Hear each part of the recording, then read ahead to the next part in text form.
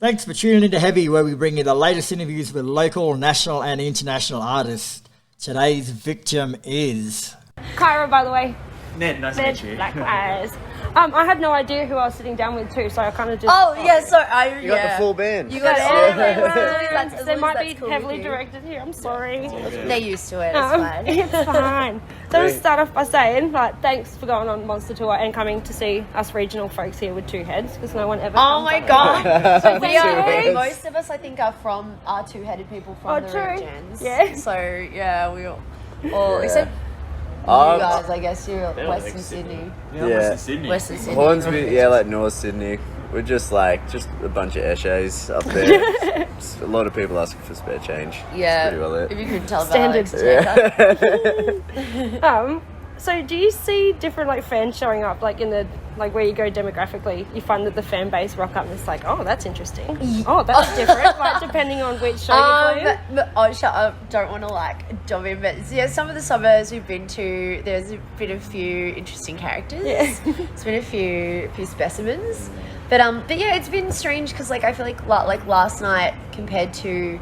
Oh gosh, where were we? So it was compared to Mackay. Yeah. Mackay, there was or was it? Oh my god. There was Gladstone the first stop. Yeah, I think at Gladstone people were a bit older. It was a lot older. Whereas last night and in Mackay, a lot people younger, were a lot younger, more our age, rather than sort of old staunch metal dudes. Yeah. We met what was it? That lady with the fucking penis on her armpit. She She had a Why? penis tattooed on her arm. Don't know. And then she got me to get a photo with her arm penis. Oh. So that was fun. There was a guy who got us to autograph all of our names on his stomach, and he's going to get them tattooed. What?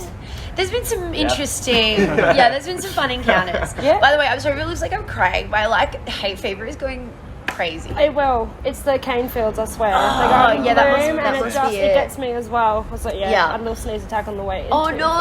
Okay, cool. Well, at least I know that I'm not going crazy. Yeah, no, it's definitely in the air. So your music offers up all kinds of tasty entrees and mains, and you've kind of got a knack for being cute as fuck, but telling someone to fuck off. So I'm living for it. That's directed at you, Ned. That was for Ned. You're by the really way, cute. so you didn't get Cute that. as fuck. Yeah. So what were your musical influences growing up? Oh my gosh, my influences are kind of like a dog's breakfast. They're kind of all over the show, which I guess kind of in a little bit translates to our music. I went through a big 80s metal phase. Nice. So I was obsessed with Guns N' Roses and Metallica and Megadeth, Skid Row, and but then also emo, My Chemical Romance, one of my favorite bands, and also new metal and rap rock stuff, Limp Bizkit, Linkin Park, so it's a bit of a Chaotic. absolute massive influences. But that totally makes sense. And I was going to say, I was listening to a lot of your stuff recently, and your voice is beautiful, stripped back. So I was just going to ask if you could do a softcock acoustic album for me to something new to drive around and cry in my car. As long as that's a question for Craig, because he's the one who's going to have to record it. I'm demanding straight up no. I'm demanding a lo-fi record. I want a lo-fi. I would really like to do piano arrangements of some of the songs, or even just weird arrangements, a jazzy really bad decisions would lend itself well to that. Bit of jazz. We're gonna call it jazz decisions. Jazz decisions. Oh my Or no gosh. scat decisions. The whole song. That sounds not something that I would want to listen to. Darn it. For Sundays only. Yeah, oh god. Did you indulge in the emo throwback challenge? I think my front fringe was so big it almost started its own emo cover bed. When I was the throwback challenge, was that on Instagram? Yeah, We were posting. We definitely did that. I don't know if we did it at the time the challenge was a thing, but when we released Sentimental Surgery, which had a real emo vibe during lockdown, we could all see each other. We definitely posted some. I think Craig's emo phase was probably the most pronounced. Oh, you killed it. Yeah, it's not a phase. It's not a phase. That's not a phase, Mom. It's a lifestyle. It's still here. Yeah. Same haircut from high Spice Yeah, Girls, 100%. so- Yeah. Hasn't changed a bit. Not at all. Well, it's slightly Don't more think facial hair. Scott's not broken, right? That's it. That's right. So was Redhook your brainchild, and has it come into what you thought it would be, or did you kind of just like start the fire and go fucking let's see what Well, happens? honestly, like, it's weird because Redhook kind of existed for like a few years before any of these guys came into the picture, but even though like in theory it didn't really become Redhook until Craig came into the picture. I really feel like that, like it was kind of, we're using the name Redhook, but like we didn't sort of find our feet and like find our sound and like our identity and all that stuff until like Craig and I started writing together. Before that it was still like this weird hybrid of like my old 80s metal band, and then kind of like me dipping my toe into like and experimenting with other stuff, but I don't know, like I don't really, I feel like it's kind of what we always hoped it would be, like the way that things have gone. It's kind of like it exceeded what I kind of hoped it would be at the very start. It's kind of like taken on a life of its own, which is awesome. That's I think like musically, growing sort of up, there was like always a gap for me with like music, and I know I got into writing because I was like, I want to hear like breakdowns and synths and like a lot of different things which like you could get by listening to individual songs, but not so much a hybrid kind of thing. So it's definitely like a selfish thing write the music that you want to. Exactly. That's the whole point, though. Isn't Yeah, it? yeah, Totally. Know totally. what you want. Yeah. 100%. What the fuck is a Jabberwocky? what have I missed? Excellent question. So Jabberwocky, or like the Jabberwock, it's like this fictional monster from the Alice in Wonderland mythos, like from Lewis Carroll's Alice in Wonderland. It's like a nonsense poem that's just in, I think it's in Alice in Wonderland and Alice Through the Looking Glass. And it's just this nonsense poem basically about this terrifying like dragon monster, and this guy like slays, like guy's son like slays it with a sword. But the song was kind of based on a particular sort of film adaptation of it from like the 1970s or something, which used to always be on TV when I was like homesick from school. Did you see, like, you've never told me that you've seen it? I've seen it. I remember like it was always on once a year. And I would always make sure and I it was watched like and it came like in one of those like double DVD, like, because it was so long. And it was so bizarre, like it was like a musical, it was like live action, like Ringo Starr was in it. He said it was like, but anyway, they took like a little bit of license with it, and they took this concept of the Jabberwocky monster, and they, rather than it just being in this poem, they put it in Wonderland, and it traumatized me as a child because like you would like, so Alice is like, she's in Wonderland, like, Mad Hatter and like Tweedledee and Tweedledum and all that stuff that we all know, except like at random intervals while she's in Wonderland, this fucking Jabberwocky monster just shows up and terrifies the fuck out of her, and she has to like run away and get away from it, and then she can't get home until she's able to vanquish it. And then it's kind of like in the movie, it's kind of like a metaphor for her like childhood, like all of her like childish fears, like being scared of the dark, and like her like facing those fears, and she's sort of like, there's this big scene at the end before she goes home where she's like screaming at the Jabberwocky's like, spitting fire in her face, and she's like, I don't believe in you, and then like vanquishes it that way and is able to go home. But then I just, that it always stuck with me because it was really scary. I was not expecting that. But as a kid, it was really scary, and I thought that it was just a really apt metaphor for trauma because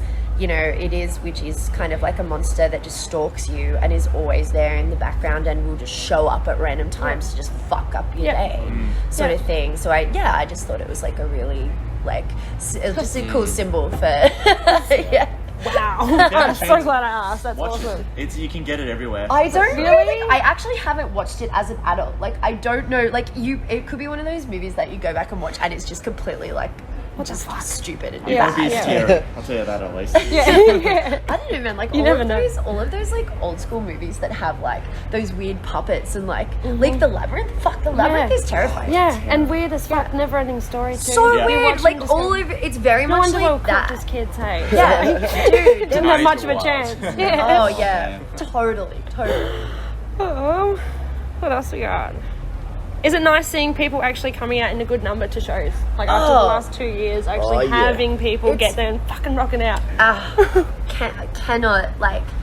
Cannot overstate how amazing it is. Like I feel like I should give you guys a chance to jump in here because I'm sort of hogging the conversation. I think it was more just like when it first came back, I think a lot of people were hesitant to buy tickets because of like get rescheduled or cancelled. Even still hasn't sort of like bounced back. Exactly. Yeah, but true. you're finding now that people are just fuck it, I need to go to a live concert. And, it's a need. Yeah, like Ned and I went to see our mates in Fangs in Sydney, and like the next day I was like, fuck, I should do this again. Like, did not pace myself. Hey, like woke up just sore. It's so good. But even for us though, like I was actually thinking about it last night when we were like on our 3-hour drive till like 4 a.m. to Mission Beach. But just as musicians, I didn't realize it's something that I think all sort of creatives and went through, or probably all of us in general went through a bit of an identity crisis or existential crisis during COVID, because it prevented us from doing the stuff that we do. That's part of our identity, and I don't think I realized until we started playing shows again how much of my identity and self-worth I derive from it, and like just the person that I get to be when I'm on that stage. And the fact that I went, we were lucky, we did get to play a few shows like in the middle of like the lockdowns, but how much I missed that, and how much of a part of me that is. And it was almost like this big identity crisis, because all of a sudden I lost that part of me for so long.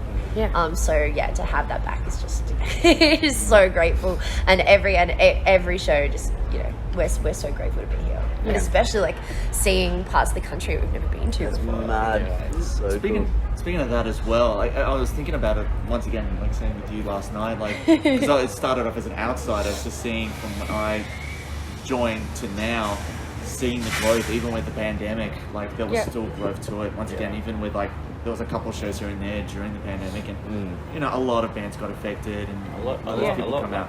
Broke up and sort of Yeah. called it quits. It was like survival of the fittest for those who sort of came out the other end. Maybe through that you're like, see how much you you get a bit love of a it. head start of those that kind of like just did absolutely nothing. We just pushed through it, We're like, let's get this EP done. Like, let's keep releasing music. Like, if we can play a show, we played a couple sit down shows, and like we took the piss, like full bought like a bingo wheel, and like in between songs. I forgot about that. So gosh. Let's go. Sit down shows is something I don't care. Nah. I don't have to do again. That's the strange. weirdest vibe.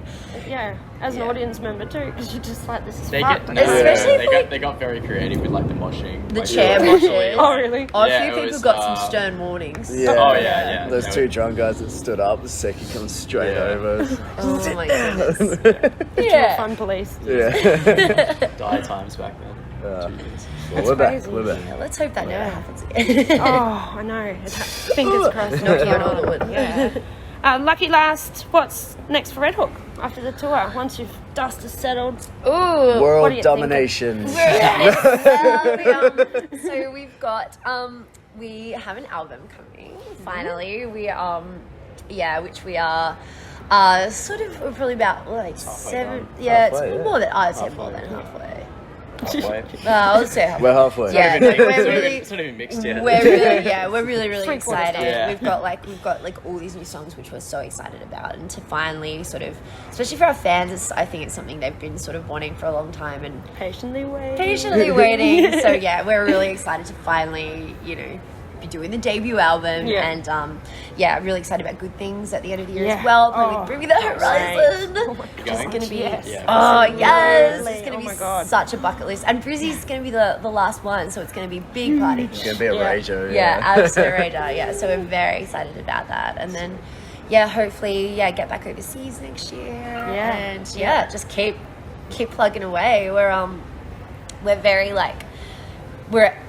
it's interesting. We're kind of like, we're at a point now where we can sort of see the possibility, the very real possibility of getting to a point where the band is able to be like our day job, where we can see it. Like, we're not there yet, but it's it's within reach. So we're just really Oh, gonna that's so like, because exciting. that's the dream, is just to be able to make a living doing this, and we're close. Yeah. So we're just gonna go hard or go that's home. so cool. Awesome. Oh, I can't wait. Yeah, That's yeah. really exciting. Awesome. Oh, thank you guys. That was Thank you. really Kyra. cool. It was good fun. Thank you.